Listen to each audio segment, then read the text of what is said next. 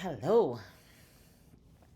I am learning a lot about myself having to do these videos every day.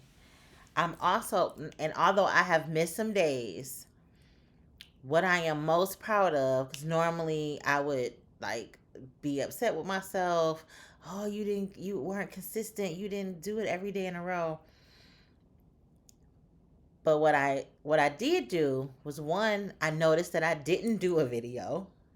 Um, so I am aware that it needed to be done.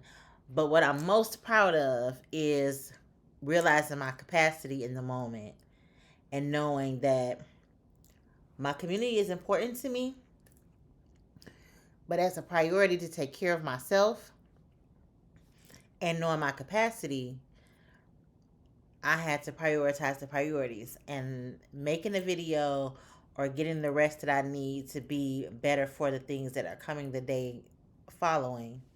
I chose rest. I chose me. And as a woman, because I read somewhere 78% of women don't even make a doctor's appointment for themselves for taking care of everybody else. And I think that's an incredible statistic, not in a good way.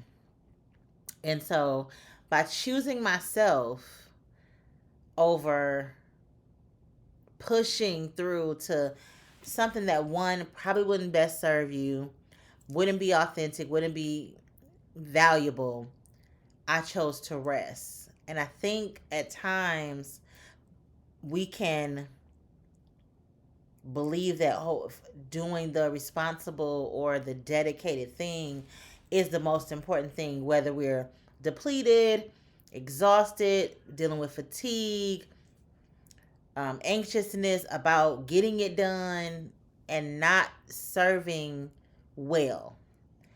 And I think that if you had to choose, at least this is what I decided.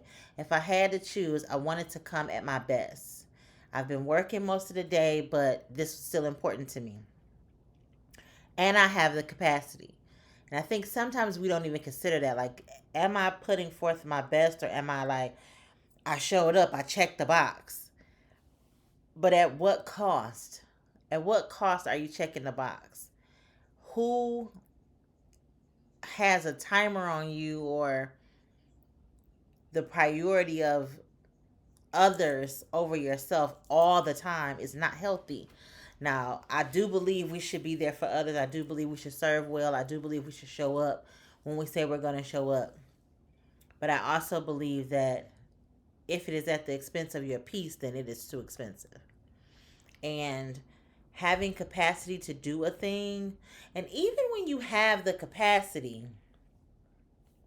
if you've made a commitment, yes, by all means. But if you have the capacity, then and you have something else arise that takes precedent over that, I think giving yourself grace is important too. But having the capacity doesn't just mean physical energy, it also means mental well being, emotional well being, and physical well being. So you may have the capacity, like your energy may not be completely drained or depleted, but mentally and emotionally, it makes you feel fatigued because you've been drained by the day or an event that you just previously did, or something significant has happened in your family or with someone you care about or love, and or yourself, and emotionally you just don't have the bandwidth to put something out there worthwhile and of value. By all means, just don't do it.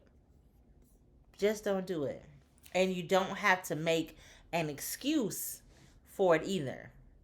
You just didn't have the capacity. So your decision was a no. And if you've watched and or heard plenty of episodes by me, you know that my number one motto is say more no's to live a greater yes. And sometimes you have to right in the moment register the value of your yes. If I say yes to this, what am I saying no to? And if I say no to this, what am I saying yes to? So for me, it was preservation, self-preservation. I needed to rest. I had a lot going on mentally. It was a heavy day. Emotionally, a lot of changes happening in my life, and I wanted to make sure that I was taken care of. And I'm just championing that, not so much of being so self focused that other people don't matter, or their needs don't matter, or your community doesn't matter, or who you serve doesn't matter, but making sure that you are well. I think so many people are overstimulated, um, are people pleasing, are um, self sacrificing, self sabotaging.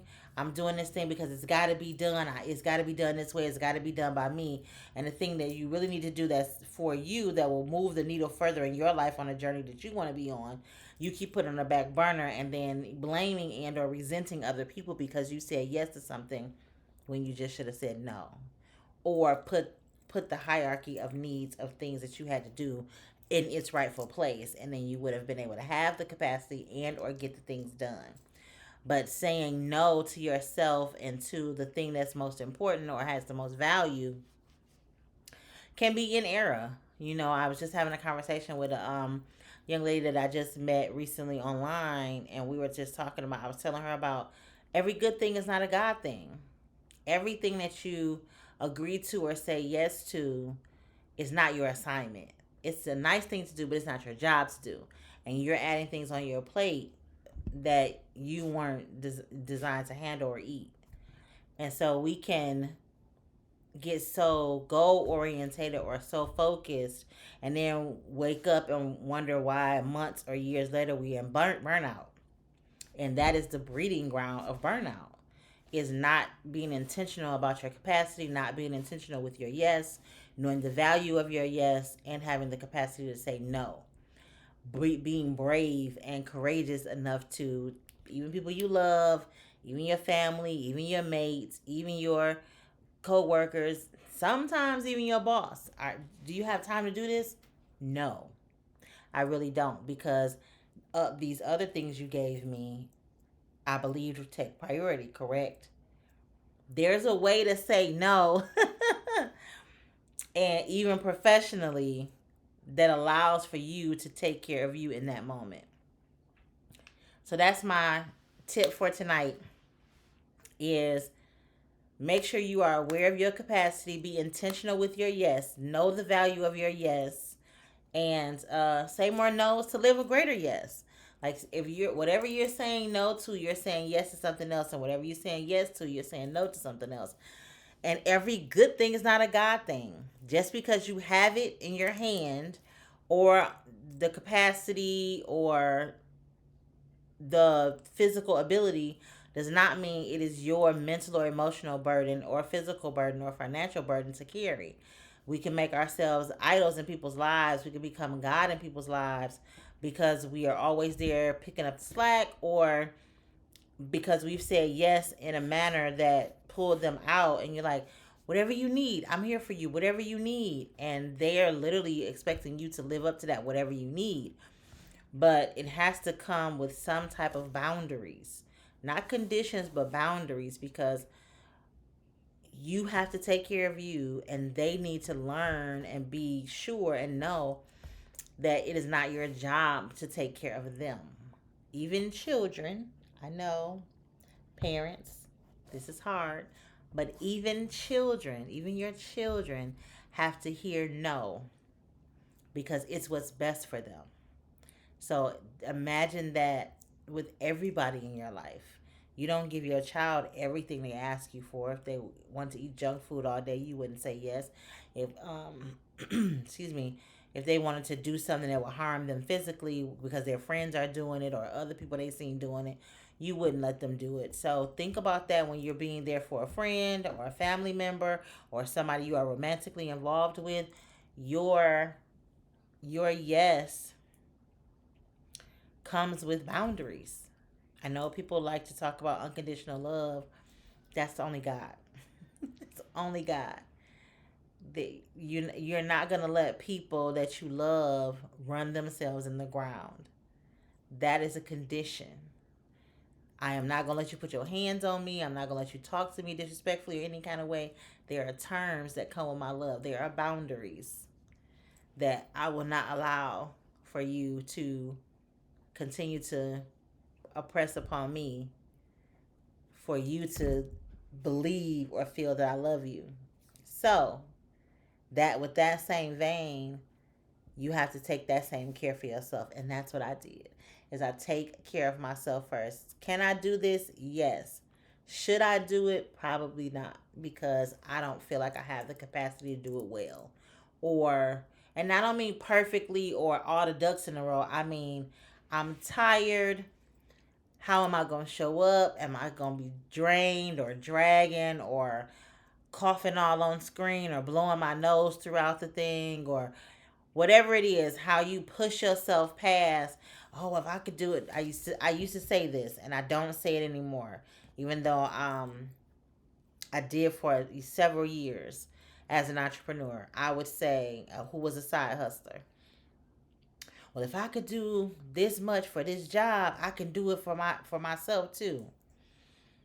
And the reason why I don't say it anymore, well, one, because I'm not a side hustler anymore, but I still would use it as an entrepreneur, because I would go back and be like, you did that for 28 years with that job. You could do it for yourself. But even comparing those two things, it wasn't healthy. It wasn't healthy. It was possible, but it wasn't healthy.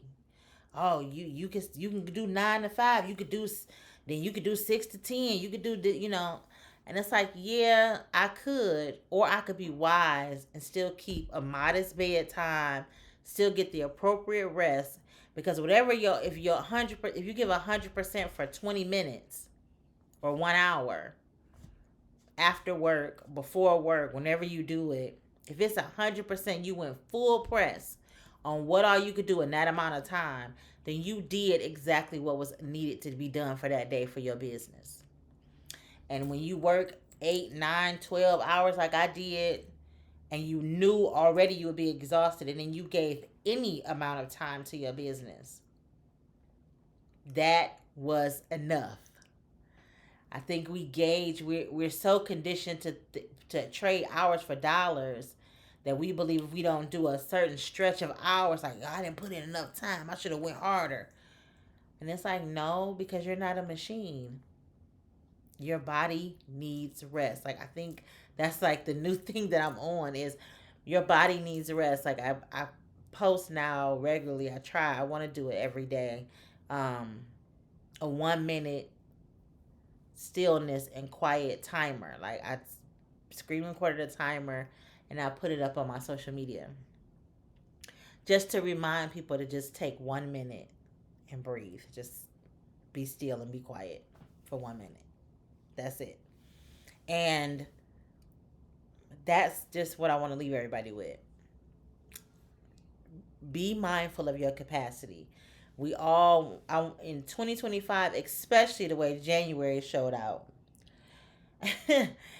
be mindful of your energy and your capacity, because mental and emotional health is just as vital as the workout you made the resolution or goal to do 3 to 5 times a week or 7 days a week. Be that intentional with your mental and emotional health as well. Physical health, by all means, is important, but equally, if not more significantly, because mentally you need to have the capacity to even get out of bed and do the workout. So I would say mental, emotional, physical. Like, you don't have it in the first two, you ain't gonna have it physically, because just because you're physically doing a thing doesn't mean you're mentally and emotionally aware or strong enough, and you could end up injuring yourself because you're not fully in the moment of whatever it is you're doing. So a mental and emotional check for capacity, as well as a physical check for capacity. And that is my time. I'm going to get ready to get the rest I need. because I think it's vital that you check in with yourself on all three facets: mental, emotional, and physical, and make sure that your capacity is your priority in this season. There's a lot going on in the world, and you need to be self aware so that you can serve and be well and healthy on all facets to show up as your best. So until next time, love well.